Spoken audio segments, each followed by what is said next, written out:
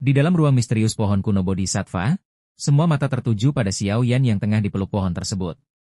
Para ahli dari berbagai faksi dipenuhi rasa iri, terutama Hun Yu dan Jiu Feng, yang tidak bisa menerima bahwa Xiao Yan mendapat kesempatan langka untuk memperoleh manfaat besar dari pohon legendaris ini. Rasa cemburu mereka berubah menjadi niat jahat. Keduanya sepakat untuk bertindak diam-diam. Dengan kecepatan luar biasa, Hun Yu dan Jiu Feng melesat menuju Xiao Yan yang masih dalam kondisi meditasi. Mereka mengerahkan douki penuh dan menghantamkan serangan langsung ke tubuh Xiao Yan, berharap membangunkannya secara paksa.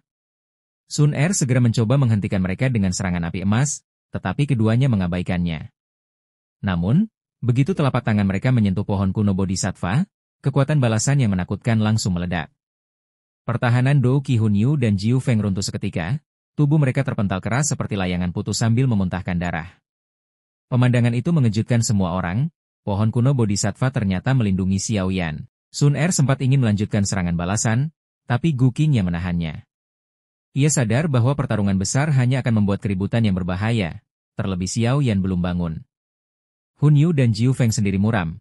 Mereka sadar pohon itu memberi perlindungan khusus pada Xiao Yan, dan bahkan kekuatan gabungan semua orang di tempat itu tak akan cukup untuk merusaknya. Meski dipenuhi kecemburuan, mereka hanya bisa menahan diri. Waktu berjalan, namun tak ada yang bisa keluar dari ruang ini. Gu Qingyang, Sun Er, hingga Cailin menyadari bahwa ruang ini terlalu stabil untuk dirusak. Satu-satunya jalan hanyalah menunggu Xiao Yan bangun. Sementara itu, energi kehidupan yang pada di tempat itu membuat semua orang memilih berlatih dan memulihkan diri. Hari demi hari berlalu. Xiao Yan tetap diam, duduk seperti membeku dalam damar, tanpa aura kehidupan yang terasa. Bahkan kelompok Sun Er sempat cemas, khawatir Xiao Yan tidak akan kembali. Ketegangan meningkat ketika rasa bosan dan takut terjebak selamanya membuat beberapa orang hampir nekat menyerang pohon kuno Bodhisattva. Tepat pada saat kegilaan mulai melanda, tubuh Xiao Yan yang sudah 1 bulan lamanya tak bergerak akhirnya bergetar. Perlahan, matanya yang tertutup rapat terbuka, mengejutkan semua orang yang menunggu dengan penuh kecemasan. Di dalam pohon kuno Bodhisattva, Xiao Yan akhirnya membuka mata setelah sebulan penuh berdiam di dalamnya. Namun, bagi dirinya, waktu itu setara dengan ratusan kehidupan reinkarnasi.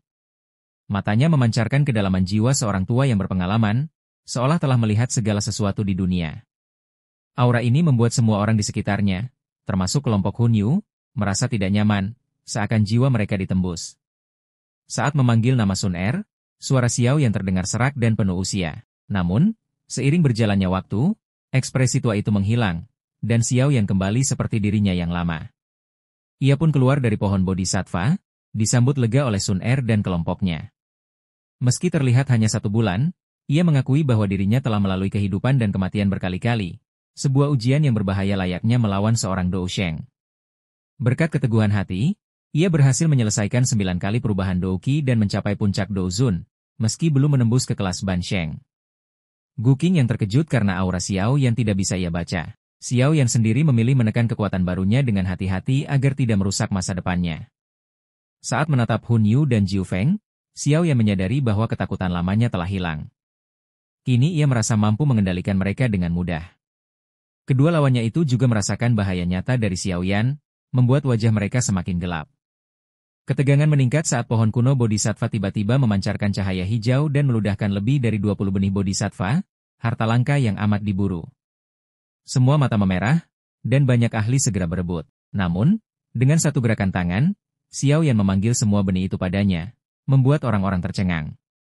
Dengan tenang, ia membagi beberapa benih pada Sun Er, Cailin, Gu Qingyang, dan beberapa ahli netral, memastikan mereka tidak memusuhi dirinya dalam konflik berikutnya. Tindakan ini membuat kelompok Hun Yu dan Jiu Feng semakin marah. Mereka merasa Xiao Yan semakin berani menantang kedudukan mereka. Akhirnya, Jiu Feng tak lagi bisa menahan diri. Dengan mata merah dipenuhi niat membunuh, ia mengeluarkan teriakan marah, menandai pecahnya konflik besar setelah transformasi Xiao Yan. Pertemuan di dalam pohon kuno Bodhisattva memanas ketika Jiu Feng menuduh Xiao Yan tamak karena ingin mengambil semua benih Bodhisattva. Xiao Yan menanggapinya dengan dingin, menegaskan bahwa hanya kekuatan yang berbicara. Hun Yu kemudian ikut menekan, menuntut agar 8 benih dibagi untuk klan Hun dan suku Phoenix. Namun, Xiao Yan menolak tegas, membuat suasana menjadi mencekam. Penolakan itu memicu kemarahan. Hun Yu segera memerintahkan serangan, dan para ahli klan Hun serta suku Phoenix mengepung kelompok Xiao Yan, Sun Er, Gu Qingyang, dan lainnya sigap menghadapi serbuan Douqi, menghancurkan pilar energi yang datang dengan kekuatan luar biasa. Meski jumlah musuh jauh lebih besar, kualitas tempur mereka sanggup menahan. Hun Yu memperingatkan bahwa klan Hun tak gentar berperang dengan klan Gu, menegaskan saatnya mereka berhenti bersikap pasif. Aura Douqi hitam yang mengerikan menyembur dari tubuhnya, menandakan dia termasuk salah satu tokoh paling berbahaya dari generasi muda klan Hun. Ia menugaskan Jiu Feng untuk menahan yang lain, sementara dirinya menghadapi Xiao Yan. Xiao Yan maju dengan tenang, menyuruh rekan-rekannya hanya fokus pada Jiu Feng dan para pengikut. Dia tidak gentar meski musuh mengepung, bahkan dengan berani menantang Hun Yu. Saat berjalan keluar lingkaran, Xiao Yan memancarkan aura dahsyat, puncak perubahan ke-9 Douzun. Kekuatan ini membuat para ahli netral terkejut. Sebulan lalu, Xiao Yan jelas belum sekuat ini. Hun Yu kaget, namun tidak mau kalah. Dengan memunculkan tato klan di dahinya, auranya melonjak mendekati kekuatan Xiao Yan. Ia melancarkan teknik pamungkasnya, telapak tangan perusakan jiwa, serangan pekat Douqi hitam dingin yang mengandung energi penghancur jiwa. Serangan itu melesat ganas, seolah tak bisa dihentikan. Namun Xiao Yan hanya menggeleng pelan. Dengan langkah ringan, ia maju, api menyala di tinjunya. Saat api itu menyentuh telapak hitam Hun Yu, terdengar ledakan. Dalam sekejap, serangan penuh tenaga Hun Yu yang mengumpulkan sebagian besar Douqi-nya hancur berkeping-keping, seakan tak berarti di hadapan Xiao Yan. Para penonton terperanjat. Ketegangan mencapai puncaknya, Hun Yu yang terkenal sebagai salah satu jenius terkuat generasi muda benar-benar ditekan habis-habisan. Xiao Yan membuktikan bahwa kekuatannya kini berada di tingkat yang jauh melampaui lawan-lawannya, sebuah penindasan absolut yang tak terbantahkan. Pertarungan mencapai puncaknya ketika Hun Yu melancarkan jurus pamungkas, palm pemusnah jiwa, serangan jiwa mematikan yang seharusnya mustahil ditahan oleh seorang Douzun biasa. Namun, Xiao Yan dengan tenang menghancurkan serangan itu tanpa cedera, membuat Hun Yu terkejut dan putus asa. Keyakinannya goyah, karena ia tahu hanya pelatihan Xiao Yan di pohon kuno Bodhisattva yang membuat kekuatan ini mungkin. Xiao Yan tidak memberi kesempatan lawan bernapas. Dengan senyum dingin, ia melancarkan serangan api raksasa berupa tangan berukuran 1000 kaki. Hun Yu berusaha membalas dengan kabut hitam yang berubah menjadi binatang buas, tetapi semua hancur dalam sekejap oleh suhu mengerikan dari api Xiao Yan. Dalam gebrakan berikutnya, tangan api itu menghantam tubuh Hun Yu dengan brutal, menembus pertahanan kabut hitamnya. Hun Yu memuntahkan darah segar dan terhempas ke tanah, tubuhnya hampir remuk. Para pengamat tercekat ngeri. Mereka bersyukur tidak mencampuri pertempuran, karena bahkan Hun Yu, salah satu kebanggaan generasi muda klan Hun, dipermalukan hanya dalam hitungan menit. Xiao Yan lalu menyapu medan pertempuran, menghantam para ahli klan Hun dan Heaven Demon Phoenix dengan pukulan Douqi yang membuat mereka terpental sambil memuntahkan darah. Kekalahan Hun Yu mengguncang hati Jiu Feng. Ia sadar, bahkan dirinya tak akan mampu menandingi Xiao Yan. Diam-diam ia menekan amarahnya dan memilih mundur, karena melawan hanya akan berakhir tragis. Namun, di hati Xiao Yan, niat membunuh semakin kuat. Baginya, Hun Yu tidak boleh dibiarkan hidup, melenyapkannya akan mengguncang klan Hun dan memperdalam luka musuh bebuyutannya. Namun, tepat saat Xiao Yan bersiap menghabisinya, pohon kuno Bodhisattva yang megah mulai bergetar. Riak aneh merambat di udara, seakan menandakan runtuhnya ruang ilusi. Retakan demi retakan muncul, diikuti cahaya menyilaukan, hingga seluruh ruang pecah berkeping-keping. Semua orang panik dan buru-buru mundur, menyeret Hun Yu yang sekarat.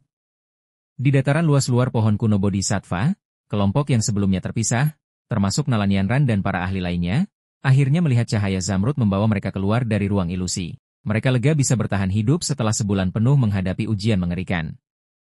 Bagi Xiao Yan, bulan itu terasa seperti ratusan reinkarnasi, meninggalkan transformasi besar dalam dirinya. Ketika pohon kuno Bodhisattva perlahan kembali tenggelam ke bumi, banyak orang kecewa karena gagal memperoleh hati Bodhisattva. Namun, hanya Xiao Yan yang tahu rahasia itu telah berada di tangannya, bersemayam di dadanya dalam bentuk kristal Zamrud. Dengan itu, ia yakin suatu hari akan menembus ke tingkat Dousheng. Meski lega, suasana segera kembali menegangkan. Ruang di sekitar mereka tiba-tiba bergetar hebat, seolah menutup rapat seperti penjara, menandakan bahaya baru tengah menanti. Distorsi ruang tiba-tiba menyelimuti seluruh area, menahan setiap fluktuasi spasial. Di belakang Jiu Feng, muncul ilusi Phoenix surga raksasa yang membuat suasana langit menegang. Dalam tekanan itu, Jiu Feng memanggil Hun Yu untuk bertindak. Hun Yu segera menghancurkan sebuah gulungan, melepaskan kekuatan spasial yang membentuk robekan hitam di udara. Dari dalam celah itu, aura menakutkan meluap, mengejutkan semua orang. Seorang ahli Bansheng dipanggil. Xiao Yan langsung bertindak, mengirimkan binatang api untuk menutup celah. Namun, dari dalam robekan, tangan tulang pucat menjulur, menelan api dengan kabut hitam. Dari sana, muncul sesosok pria tua menyeramkan dengan tongkat tulang. Elder Guyu, Bansheng dari klan Hun, juga dikenal sebagai Tianzun kedua Hall of Souls. Matanya memancarkan cahaya hijau dingin, auranya membuat hati semua orang menciut. Hun Yu mendesaknya segera menangkap Xiao Yan, tapi Guyu lebih tertarik menguji kekuatan bocah yang mampu bertahan dari begitu banyak elit Hun. Tekanan Bansheng segera menghimpit Xiao Yan, membuatnya sadar bahwa inilah lawan terkuatnya sejauh ini. Saat Gu Qing yang mencoba memanggil bala bantuan, mereka sadar ruang telah tersegel oleh Phoenix ilusi Jiu Feng, tidak ada jalan keluar. Situasi semakin genting. Guyu menatap kelompok muda Gu, terutama Sun Er, sambil menyindir garis keturunan ilahinya. Namun fokus utamanya tetap pada Xiao Yan, yang kini mengeluarkan sayap tulang hijau merah, menyiapkan diri untuk pertempuran hidup dan mati. Xiao Yan meminta Sun Er menahannya sementara. Sun Er maju dengan tenang, memunculkan tato klan dan membangkitkan aura mengerikan. Api emas surgawi menyelimuti dirinya, menyalakan langit. Guyu tersenyum dingin, lalu menghilang secara tiba-tiba, menyerang dengan kecepatan tak terlihat. Namun Sun Er dengan insting tajam menangkisnya, memaksa sosoknya muncul kembali. Pertarungan meledak. Telapak tangan emas Sun Er bertubrukan dengan tangan keriput Guyu. Ledakan besar mengguncang langit, Sun Er terhuyung, namun segera menstabilkan diri. Dengan cepat, ia membentuk segel rumit, memanggil api kaisar emas membakar surga, nyala api peringkat keempat di daftar Heavenly Flames milik klan Gu. Langit terbakar emas, membuat Guyu pun terkejut akan kekuatan seorang gadis muda. Sementara itu, Xiao Yan menarik mundur, mengumpulkan kekuatan. 5 kelompok Heavenly Flame muncul di hadapannya, tanda ia akan menggabungkan api legendaris untuk serangan pamungkas. Guyu, meski Bansheng, menyipitkan mata penuh kewaspadaan, ia tahu penggabungan itu pernah menumbangkan banyak ahli klan Hun. Ketegangan memuncak. Di satu sisi, Shen Guyu, Bansheng dengan kekuatan menakutkan. Di sisi lain, Xiao Yan dan Sun Er, mempersiapkan jurus pamungkas yang bisa mengubah jalannya pertempuran. Pertarungan hidup mati benar-benar dimulai.